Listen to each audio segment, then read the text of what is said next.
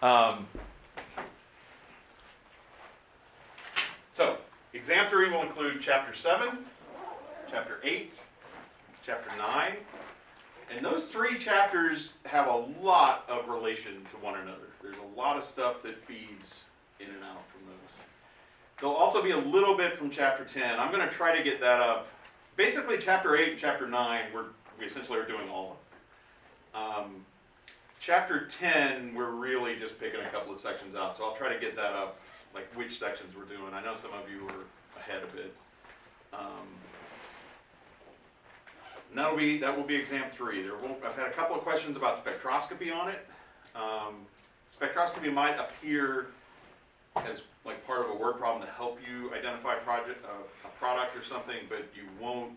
There will be no just straight up spectroscopy questions like there were on exam 2. There is a good bit of spectroscopy on the final project, which again I hope you've really seen most of what you need. You haven't seen all of what you need for that final project, but you've seen most of it. So if you haven't started that, now is not a terrible time. All right. Everybody's good. So let's do some chemistry.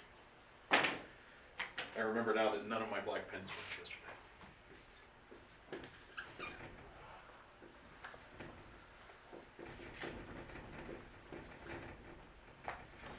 I don't want to say heat, let's say 100 degrees.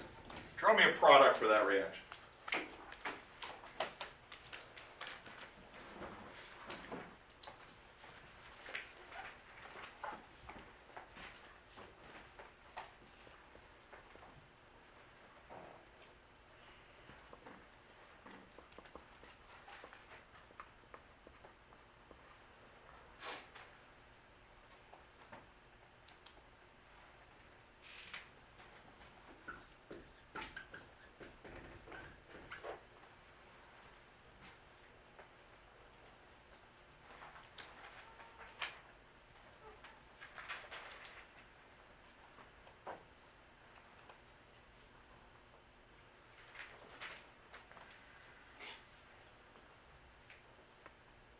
Okay, so is there a leaving group? Right, there's a bromide. Do you have a strong base? So what kind of reaction is this? E1. So this is an E1 reaction. And the only possible product is that. And you're going to get H2O plus and bromide together. That is aqueous HBr, right? So if I dissolve HBr in water, I get H2O plus and bromide. Okay, so this is an elimination reaction. From chapter 7, you remember that it's favored at high temperature. So if you didn't, sketch out a mechanism real quick for that. At least do the first step of the mechanism.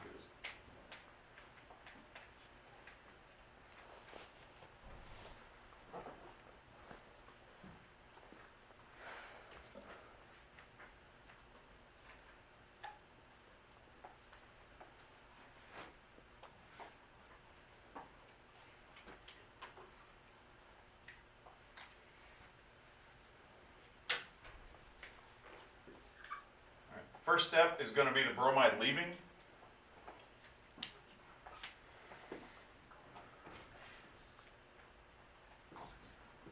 Get a tertiary cation, bromide ion. And then in this second step, the bromide can either grab the H or H2O can grab the H. And that's, it would be H2O. I'm just going to draw it as the bromide here. All right, so there's the mechanism. Because this isn't going to be exactly the reverse. I probably shouldn't have put this in water. All right, now,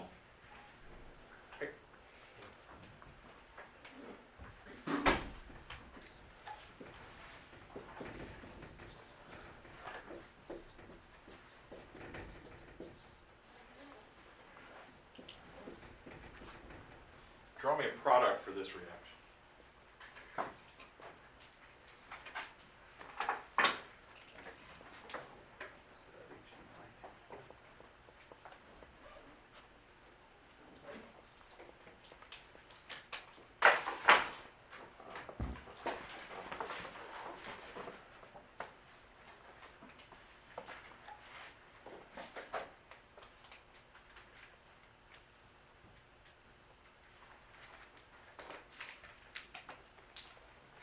Okay.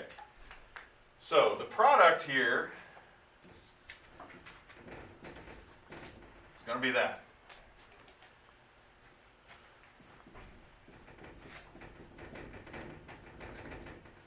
I'll draw in the other H. So go ahead and draw that mechanism.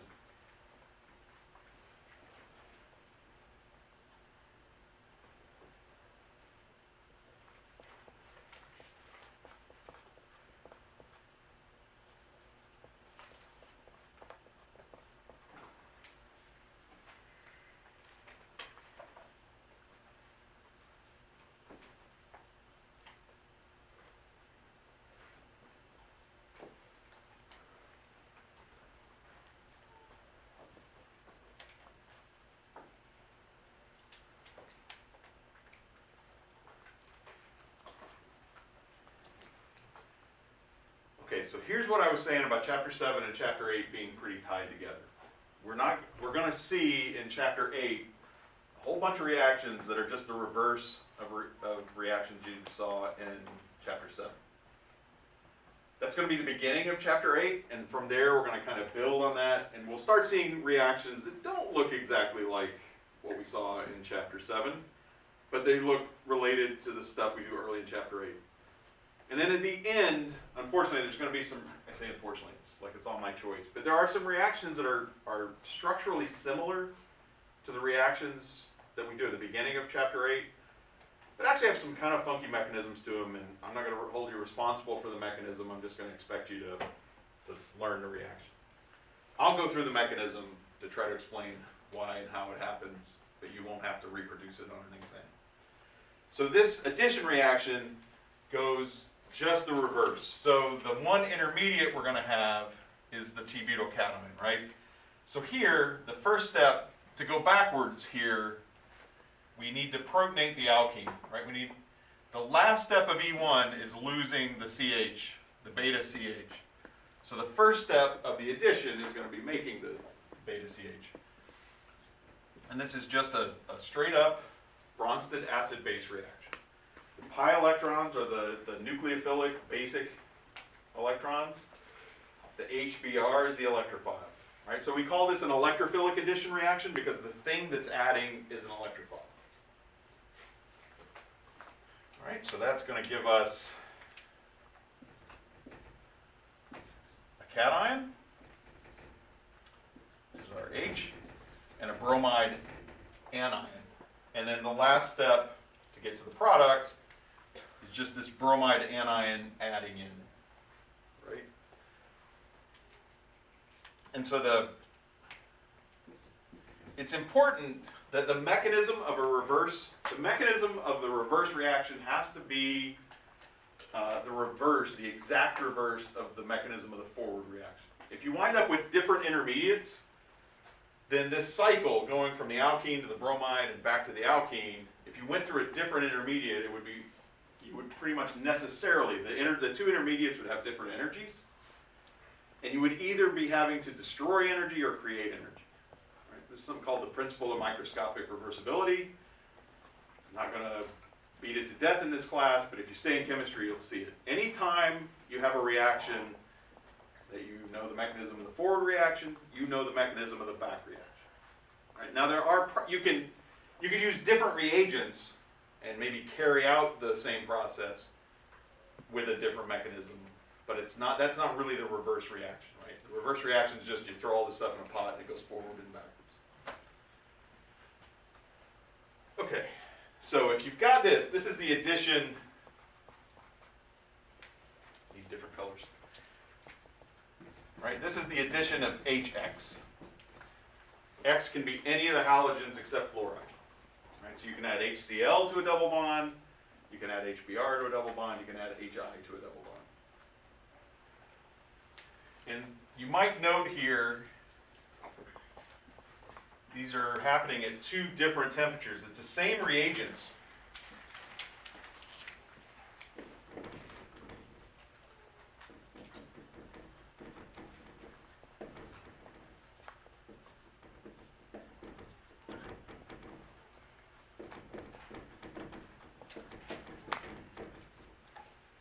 Okay, so the addition of HX is chapter 8. The elimination is chapter 7. And if you look at this, if you take stock of the bonds, I guess I should put that other H in there, shouldn't I?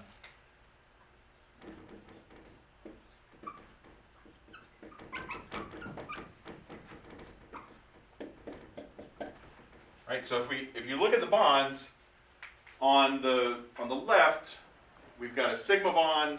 I guess I should specify.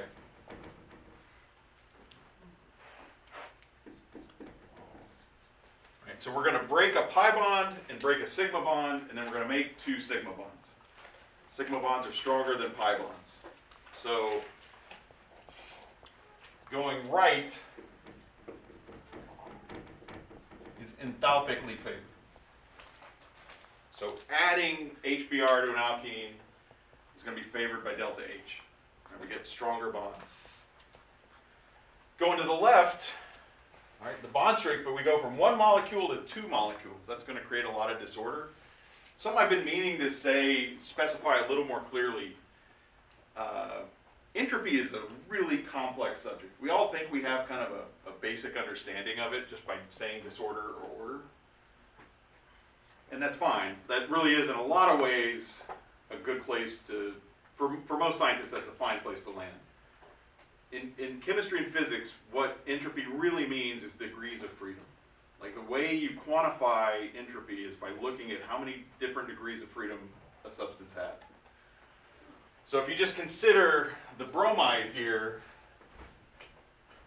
right, this bromide, when it's covalently bonded to that carbon, right, it's a bond. It has to be attached to it. So the bromide can never be more than about 2 angstroms away from the carbon.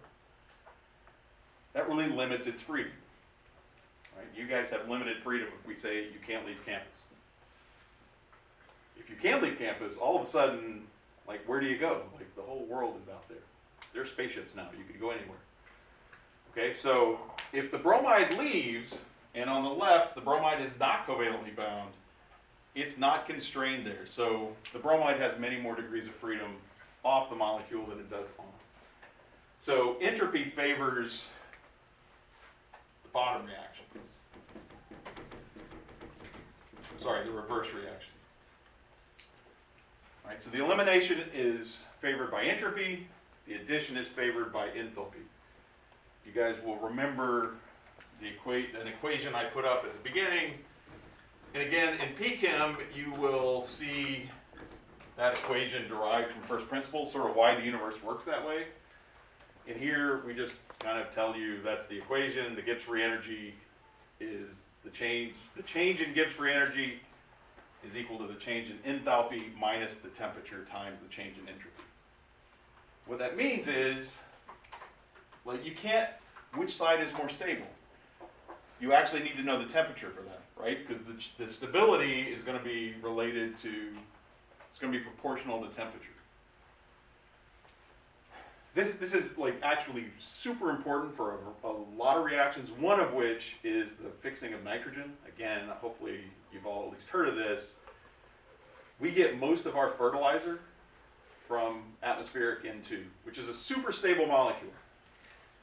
All right, if you take N2 and hydrogen, again, enthalpically, making ammonia out of that is favorable, but entropically it's not. And so figuring out what temperature, first of all, you have to figure out a catalyst you can use, and then you have to figure out what temperature gives you an equilibrium that lies toward ammonia, but also goes fast enough, right? The addition product there, let me write what I'm doing here. This is not going to be on a test or anything for you this semester. Oh, good Lord, I have to balance an equation. I think. Right, so 4 molecules on the left, 2 molecules on the right. So entropy favors the left. That's essentially an elimination. Enthalpy favors the right. So delta H is, you would like to, if you want the delta H to drive the reaction, you want the temperature to be lower. Right? But then it's slow. So you have to figure out a bunch of conditions. This took, I don't know, 20, 30 years to work out at the beginning, late 19th century, earliest 20th century. And it's why there's 8 billion of us on the planet now. Okay, if we don't solve that, if we farm by like mid 19th century techniques, we can maybe support 1 billion people on the planet. Okay, so if that reaction goes away, most of us are not in the room. Humans, to give you another idea of how important this is, humans now, something like 1 to 2% of the electricity we produce goes to doing that reaction. Anyway, and I'm not going to test you on it. I'll mention it again later in this chapter. Okay, so the take-home messages here, the take-home message, and like I say, you pretty much already have this, right? The elimination is going to be favored. Elimination tends to be favored at higher temperature. What you are missing is addition is favored at lower temperature. Questions about that? All right, so now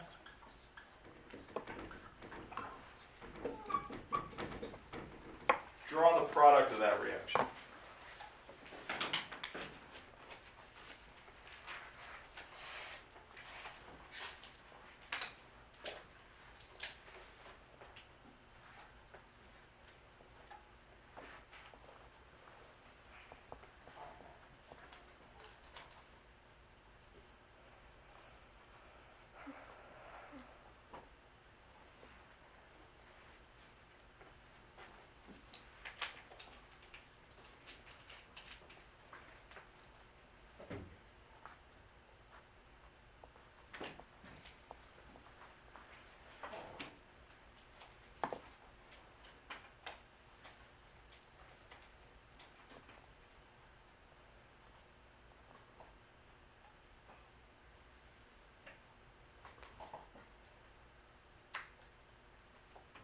All right, so there's actually 2 options. Again, I didn't really go into it on this one. There's 2 options on the one we did up at the top too, right? When we do an addition reaction in chapter 8, the general reaction is going to be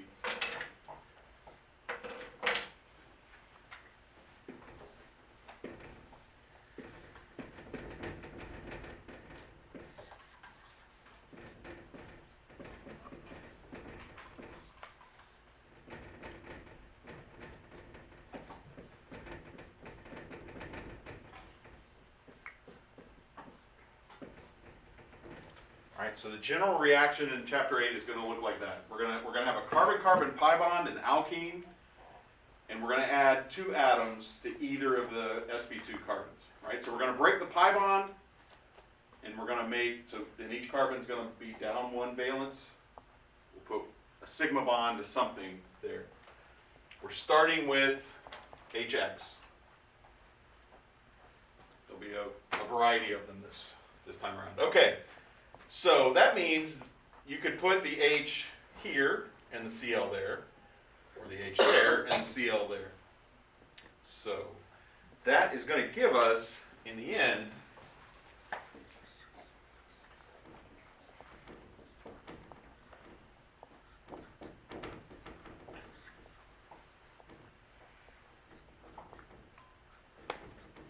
those 2 possible products, right? Did anybody draw both of those? Okay, so looks like most people drew one. How many people drew the left? Handful. How many people drew the right? Whatever. That was close to 50-50. Flip a coin. So there is a right. This is one thing I'll say in our uncertain times. We're all going through a pandemic, an election that's going to take 2 months. It seems stressful. I was told actually to encourage you and stuff. Yeah, whatever. No, seriously. The dean actually wrote us an email saying, your students are going to, this is their first election, they're all stressed out. I'm like, seriously, if you're not stressed out now, you're not paying attention. So anyway, don't be stressed. It'll all work out, all right? It will all things will be fine. Things will be fine either on, a days to weeks time span. But I promise you, like you're young, on a human lifetime, things will be fine at some point down the road. I'm good at this, aren't I? I'm comforting, right? You're very comforting. Good, all right. I have no idea where I was on that. Maybe I still need another good night's sleep. What I was going to say is, one of the things I really like about science, seriously, this is something I really like about this. I'm always getting these emails about how to lead class discussions and make sure everybody, I'm like, there is an answer. There is one answer. I don't have to think about why. I mean, why is important. But this reaction gives one product, okay? It doesn't depend on polling or feelings. There's gonna be one single damn product in this reaction. Every time, election year, off ballot year, whatever, one product. Let's see if I remember what it is. All right, the product is gonna be the one down here on the end. What's that? Maybe we should have a class with you with Leslie more often. This is funny. This is entertaining. Okay, another thing I hate to admit, I've slept really well during the pandemic. I don't know, like everybody's like how stressed things are, and I feel it too. I'm like in a high risk group, but I'm like, it's out of my hands more or less, right? Like it's like now I can be, if I'm not productive, if I don't get a grant, the pandemic, man, I don't. Like I can just go to bed and life is good. All right, seriously, let's get. I will try to focus. All right, I'm sorry. Okay, so the key thing to remember about these addition reactions, they go through a carbocation. Okay, so in this reaction, the H can only add to one of the two carbons. H can only have one bond. So the H has to add to one carbon or the other. The electrons used to make this bond, right? You see how I'm drawing this arrow? It's going from the bond. Not from the atom, but from the bond. So the pi electrons that are shared between two atoms are now going to be used to make a sigma bond to an H. Only one of those two carbons can make that sigma bond. The other one loses two electrons.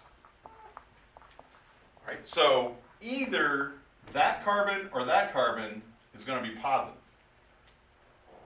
So let's do the first one. Well, let's do this. So if the H goes here, the positive goes there. Or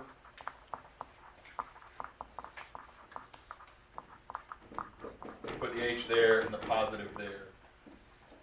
And then, right, so the green cation gives the green circled molecule product. The red cation gives the red circled product.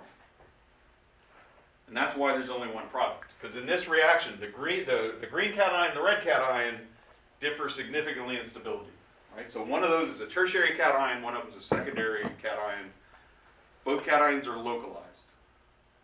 So these reactions will always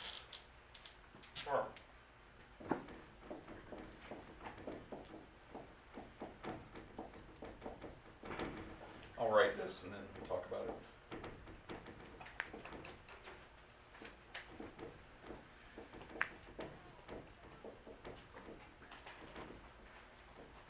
Not going to be able to fit it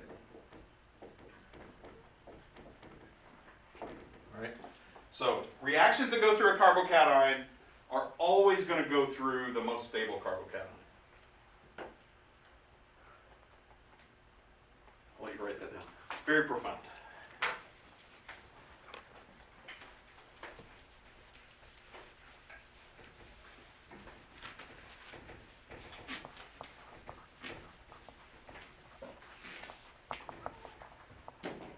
And some of that's because the intermediate is more stable, but most of it, so if you think about the energy diagram involved,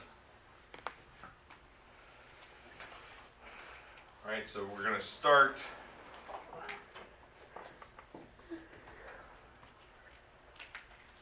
so the green one, there, the products are actually not terribly different in stability. there's the reaction diagram. So remember, the transition state is going to look like the intermediate it's closest to. So the transition state's going to look, for the transition state for the tertiary cation, it's going to look more like a tertiary cation. That's going to mean the transition state to get to the tertiary cation is more stable than the transition state to get to the secondary cation. So the more stable intermediate also is going to form fastest. So we're going to see a little bit, just a hair in this just a little bit in Orgo 1. You'll see this a lot more in Orgo 2.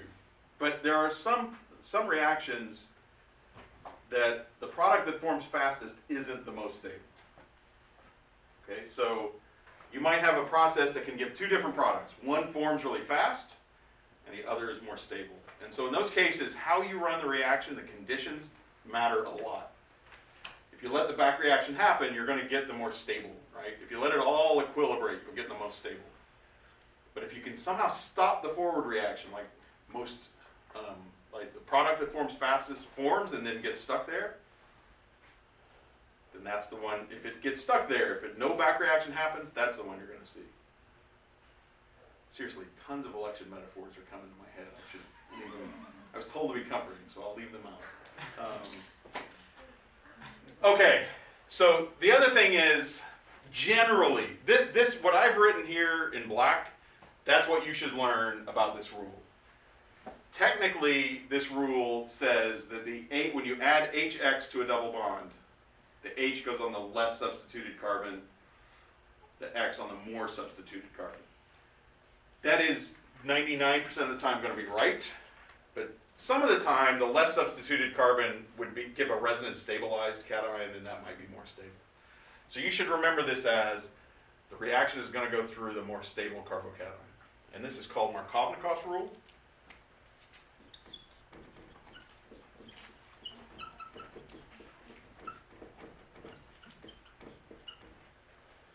Markovnikov is a Russian chemist, not even late, like 1870s. Like he came, it's a pretty simple rule, pretty simple observation. Anybody with an IR or an NMR could figure this out. Figuring it out in 1870 was quite a piece of work. So when we see, then we have two other terms, right? So when the H goes on the less substituted carbon, the X on the more, this is called the Markovnikov product. And when it's reversed, that's the anti-Markovnikov product.